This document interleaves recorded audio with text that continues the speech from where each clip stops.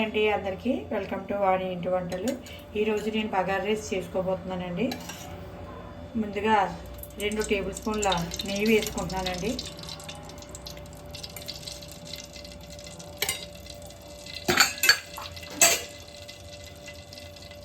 అలాగే సన్నగా తరిగి పెట్టుకున్న ఒక ఆనియన్ పొడవుగా కట్ చేసి వేసుకుంటున్నానండి.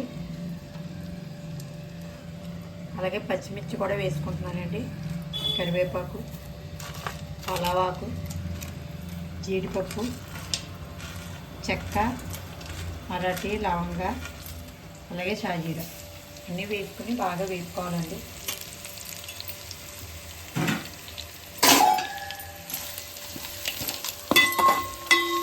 వేసుకోవాలండి బాగానే. ఉల్లిపాయ బాగా ఏగాలండి. నీటిలో వేస్తే బాగా టేస్ట్ వస్తుందండి.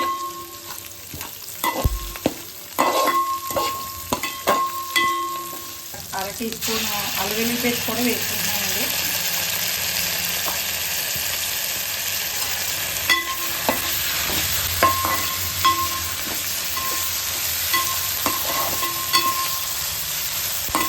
బాగా వేగిందండి. ఒక గ్లాసు రైస్ వేసుకుంటున్నానండి.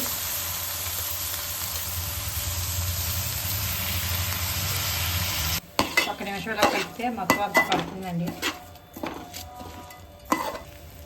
మిరియాల పౌడర్ ఒక స్పూన్ వేసుకుంటున్నానండి. అలాగే జాజికాయ పౌడర్ ఒక స్పూన్ వేసుకుంటున్నాను. చిన్న స్పూన్ అండి, పెద్దది కాదు.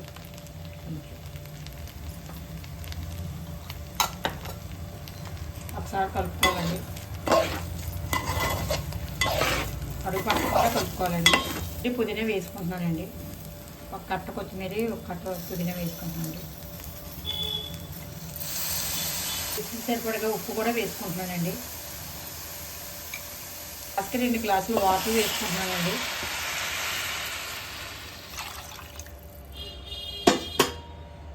అలాగే నేను తయారు చేసి పెట్టుకున్న జీడిపప్పు, బాదం, పిస్తా పప్పు కూడా వేసుకుంటున్నానండి. పౌడర్ వేసుకుంటున్నానండి. ఒక స్పూన్ వేసుకుంటున్నానండి టేస్ట్ కోసం. కొంచెం మరిగే వరకు స్పీడ్లో పెట్టుకోవాలండి. తర్వాత సిమ్లో పెట్టుకోవాలండి. మూత పెట్టుకుంటున్నానండి. ఇలా మూత తీసుకుని చూడాలండి. మధ్యలో ఒక 5 నిమిషాలు అయిన తర్వాత చూస్తే ఉడికి పట్టిందండి. ఇప్పుడు మనం చిన్న మంటలో పెట్టుకుని చిన్న మంటలోనే బాగా మగ్గనివ్వాలండి. ఒక 10 నిమిషాలు మగ్గనిస్తే రైస్ రెడీ అయిపోతుందండి. 15 నిమిషాల తర్వాత నేను మూత తీసుకుంటున్నానండి. నాకైతే రైస్ కుక్ అయిపోయిందండి. ఒకసారి కలిపి మూత పెట్టుకుని స్టవ్ ఆఫ్ చేసుకుంటున్నానండి. మనం డైలీ వాడుకునే నార్మల్ రైసేనండి. చాలా టేస్టీగా ఉందండి.